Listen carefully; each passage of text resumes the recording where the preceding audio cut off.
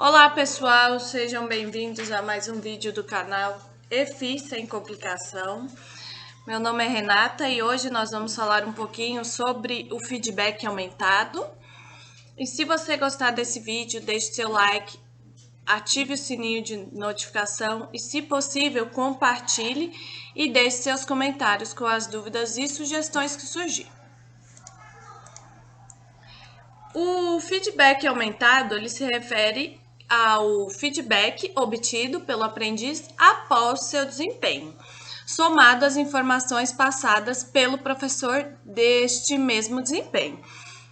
Então, é tanto o feedback que ele vai obter depois de ter realizado aquela habilidade, somando aí com as informações que o professor vai passar para ele. O feedback intrínseco à tarefa, ele consiste no feedback sensorial, que vai ser disponível durante ou depois da pessoa desempenhar uma habilidade e que é uma parte da própria situação de desempenho da habilidade que ocorre naturalmente.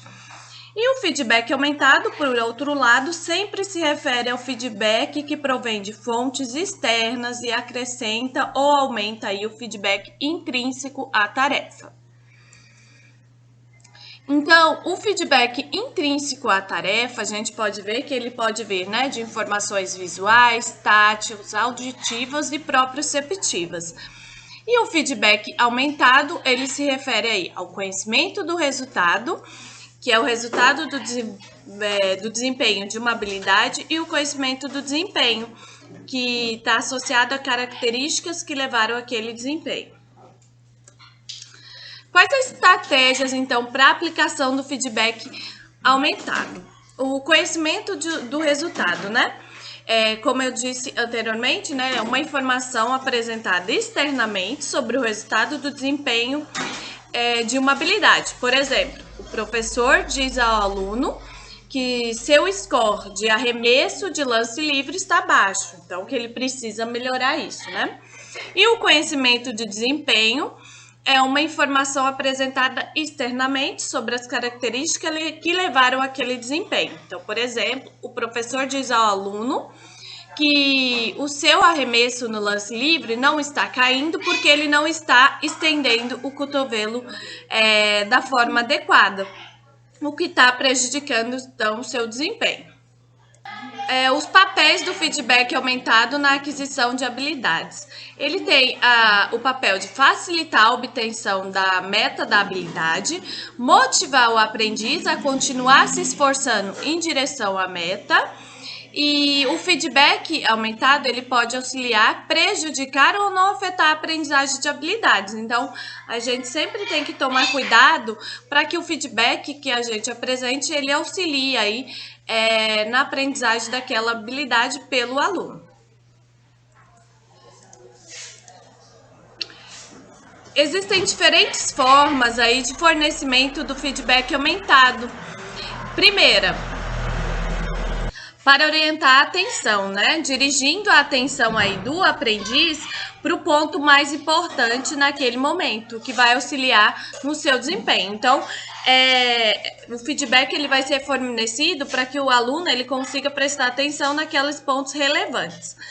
Segundo, ressaltando os erros e os aspectos positivos do desempenho. Nesse caso, a decisão é de o professor, pois quando se destaca os aspectos positivos, o aprendiz ele se sente motivado, mas, por outro lado, ele pode também se dar por satisfeito com o desempenho, mesmo que ainda precise melhorar, ajustar o seu desempenho. Por isso, atribui-se à correção dos erros o caminho aí mais eficaz, embora pode também interferir na motivação.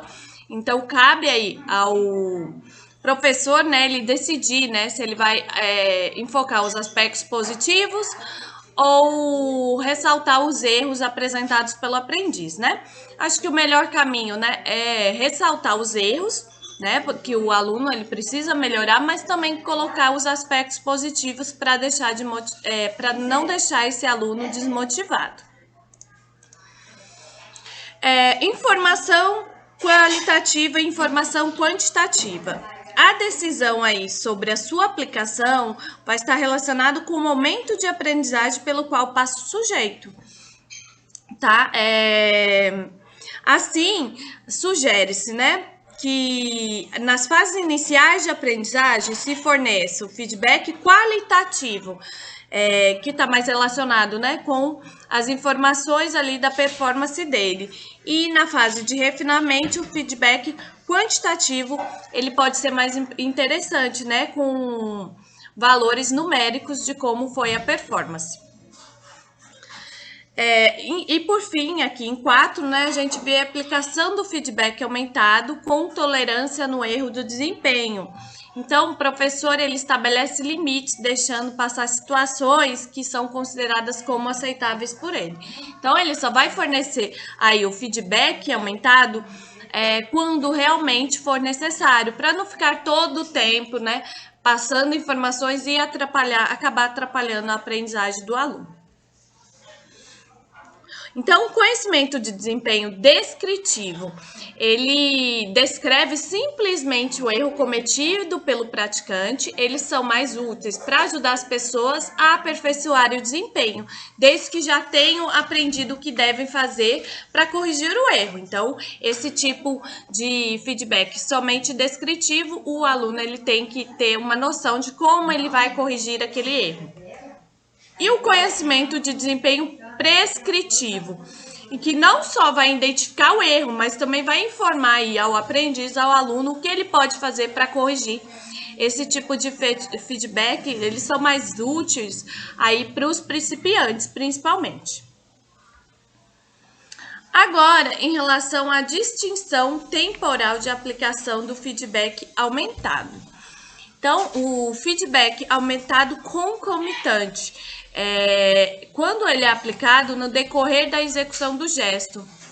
Então, o aluno ele está executando aquele gesto e você já vai dando feedback durante essa execução. Ele é mais útil quando a habilidade ela não permite que o aprendiz capte aí a ideia do movimento, tá? E o feedback aumentado do terminal, ele é aplicado após a execução do gesto. Então, o indivíduo foi lá, executou aquela habilidade e depois que ele terminou, você vai apresentar o feedback para ele. Essa estratégia, ela é mais útil porque ela vai proporcionar ao aprendiz a oportunidade de receber orientações sobre o seu desempenho por meio de uma avaliação. Então, após ele ter executado aquele movimento. E em relação ao intervalo de tempo do feedback aumentado terminal, eu tenho, primeiro, o atraso no conhecimento do resultado.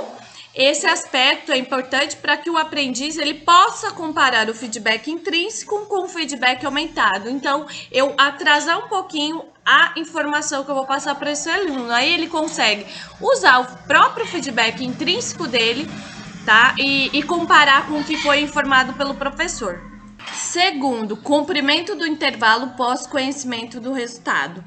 É importante, então, oportunizar aí ao aprendiz um maior intervalo entre uma execução e outra, para que ele possa preparar a próxima tentativa com base aí nas informações que foram recebidas. Então, eu dar um tempo, né, para ele se preparar depois de ele ter recebido aqueles feedbacks ali para melhorar aquela habilidade.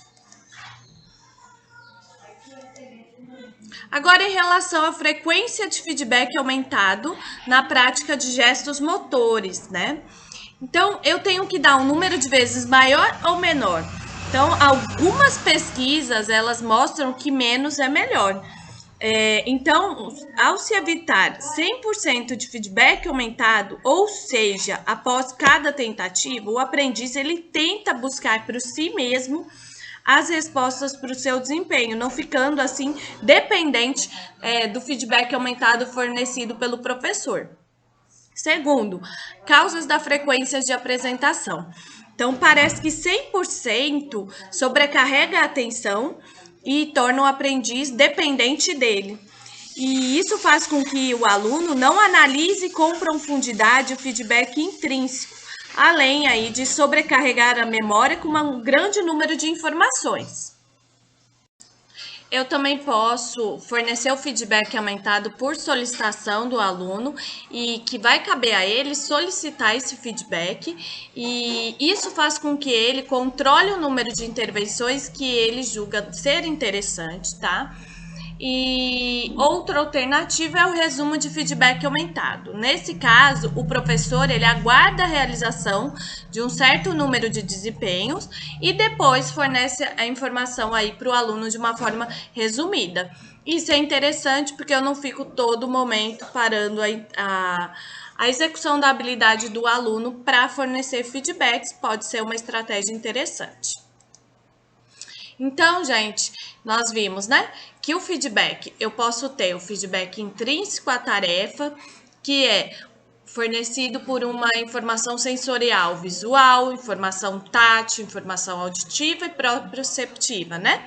E esse tipo de feedback, ele é disponível durante ou depois da pessoa desempenhar aquela habilidade. E nós vimos que o feedback aumentado, ele sempre se refere aí ao feedback que vem de fontes externas e vai acrescentar ou aumentar o feedback intrínseco aí à tarefa.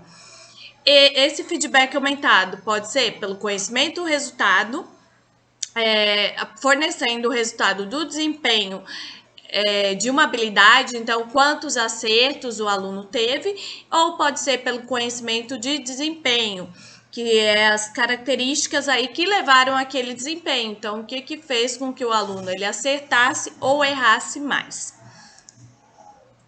É importante destacar, gente, que quando o professor ele fornece esse feedback, ele pode fazer de diferentes maneiras, né? Uma forma de ele fornecer é através de instruções. Então, ele pode passar instruções tanto verbal ou na forma escrita para esse aluno, de como ele executa ali aquela habilidade, tá? Toda vez que o professor ele for fornecer instruções, é interessante que ele passe frases simples e diretas que iniciam as pessoas no caminho correto, e isso pode ser mais útil do que ele ficar falando frases maiores que demandam mais tempo. E essas instruções, elas têm que ser claras sobre uma importante parte da aprendizagem de habilidades. Então, o professor ele tem que conseguir também direcionar a atenção do aluno para aquelas instruções que realmente, para aqueles fatos, né, que realmente são importantes para ele melhorar aquela habilidade dele. E também eu posso ter demonstrações, né? Porque a aprendizagem por observação, ele é um processo aí que os indivíduos, os alunos, eles adquirem a capacidade para agir observando a performance de outros, tá? Essa demonstração, ela pode ser feita, né? O próprio professor executando, só que aí um ponto que ele tem que se atentar é que a sua execução, ela deve ser o mais impecável possível para que o aprendiz, ele tenha, né, uma observação correta daquela habilidade. Além disso, ele pode usar fotografias, é uma forma aí de demonstração. Ele pode utilizar vídeos para demonstrar para o aluno aquela habilidade, ou ele pode até pegar um colega de turma que tem mais aptidão para aquela habilidade que ele quer demonstrar. Aqui nas demonstrações, um ponto importante é que entra também o modelamento auditivo, né, em que o aluno ele pode receber essas demonstrações a partir, né, de sons que são referentes àquela habilidade que eu quero ensinar para o meu aluno, tá? Então, é um processo também que eu posso utilizar, tanto através das instruções, verbal ou escrita, ou através dessas demonstrações para o meu aluno. Aqui foram as referências utilizadas para montar essa aula. Eu gostaria de agradecer a participação de todos vocês nessa videoaula. Espero que tenham gostado e nos vemos na próxima. Muito obrigada!